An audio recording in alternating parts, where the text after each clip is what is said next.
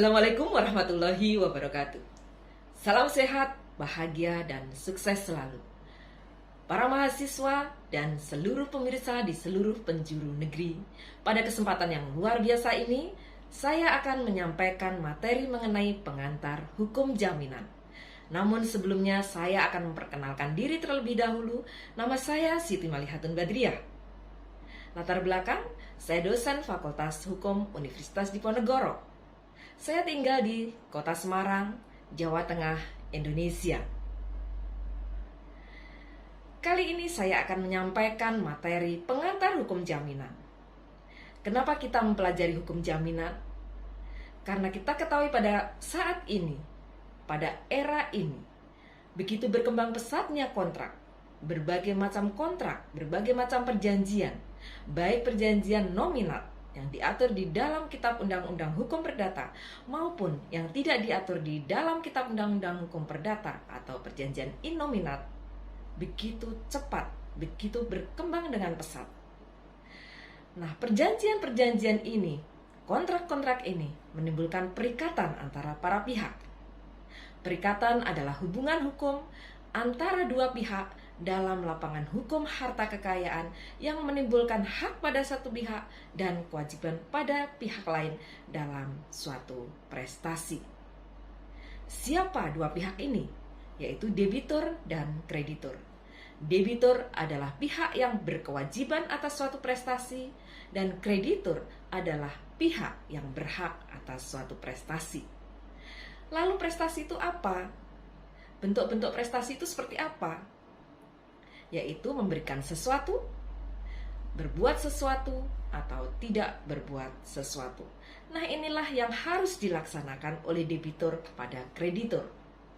Nah, dalam hal ini, dalam pelaksanaan kontrak ini sangat diperlukan adanya keyakinan dari kreditur bahwa debitur benar-benar akan melaksanakan kewajibannya, akan melaksanakan prestasinya sesuai dengan yang sudah diperjanjikan. Nah, inilah kenapa kita mempelajari hukum jaminan.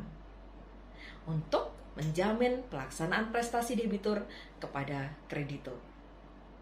Oleh karena itu, pada saat ini saya mengemukakan mengenai pengantar hukum jaminan. Lalu apa arti pentingnya jaminan itu? Jaminan adalah untuk menimbulkan keyakinan. Jaminan adalah sesuatu yang diberikan oleh debitur kepada kreditur untuk menimbulkan keyakinan kepada kreditur bahwa debitur akan melaksanakan prestasinya sesuai dengan yang sudah diperjanjikan. Nah, prestasi ini bisa dalam berbagai macam kontrak.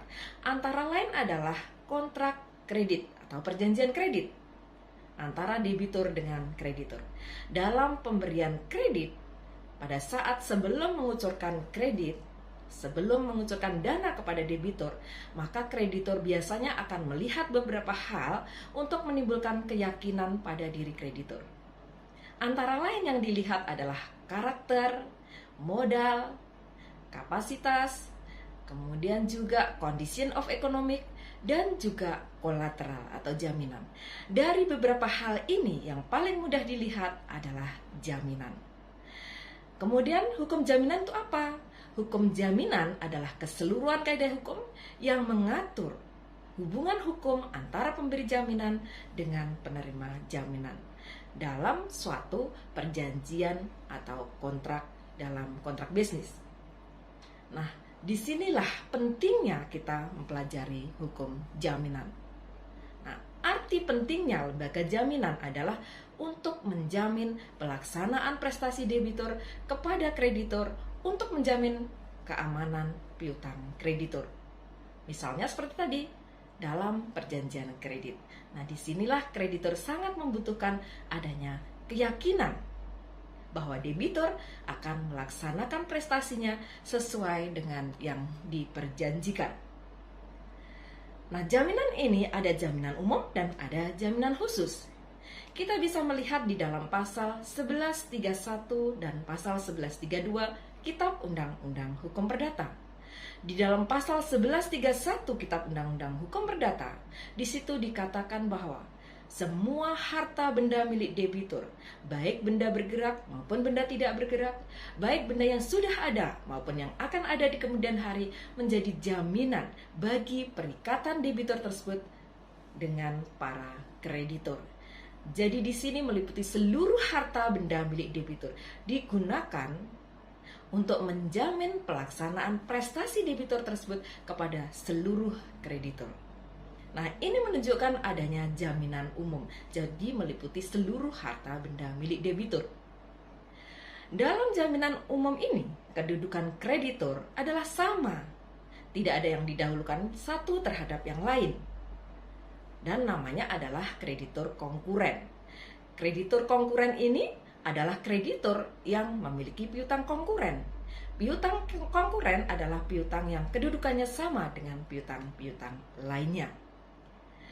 Dalam perjanjian seperti ini, kedudukan kreditur masih sangat kurang terjamin perlindungannya. Karena kedudukannya sama, kedudukannya konkuren, sama dengan kreditur lainnya. Oleh karena itu, pada umumnya, kreditur membutuhkan adanya jaminan khusus. Sehingga di dalam pasal 1132, di situ dikatakan bahwa seluruh harta benda milik debitur, sebagaimana diatur di dalam pasal 1131, menjadi jaminan bersama bagi para kreditur, kecuali ada alasan yang sah untuk mendahulukan piutang satu terhadap piutang yang lainnya. Nah, dari kata kecuali ada alasan yang sah untuk mendahulukan piutang yang satu terhadap piutang lainnya ini menunjukkan bahwa ada jaminan khusus. Nah, dalam jaminan khusus ini ada jaminan perorangan, ada jaminan kebendaan. Dalam jaminan perorangan di sini tidak ada benda tertentu yang menjadi objek jaminan. Namun ada seorang pihak ketiga yang menjamin akan melaksanakan kewajiban debitur jika debitur wan prestasi. Sedangkan dalam jaminan kebendaan ada benda tertentu yang menjadi objek jaminan. Nah, dalam jaminan kebendaan ini, kedudukan kreditur sebagai kreditur preferen, sehingga lebih terlindungi kedudukannya karena memiliki kedudukan istimewa, kedudukan preferen, lebih didahulukan dalam pelunasan piutangnya daripada kreditur-kreditur lain. Nah, jaminan kebendaan ini ada beberapa macam. Ada jaminan gadai, ada hipotek, ada hak tanggungan, ada jaminan fidusia. Nah, inilah yang akan kita bahas di dalam pembahasan mengenai hukum jaminan ini. Demikian apa yang bisa saya sampaikan mengenai pengantar hukum jaminan pada kesempatan yang luar biasa ini. Terima kasih atas perhatian para pemirsa semuanya. Sampai bertemu kembali pada kesempatan mendatang. Wassalamualaikum warahmatullahi wabarakatuh.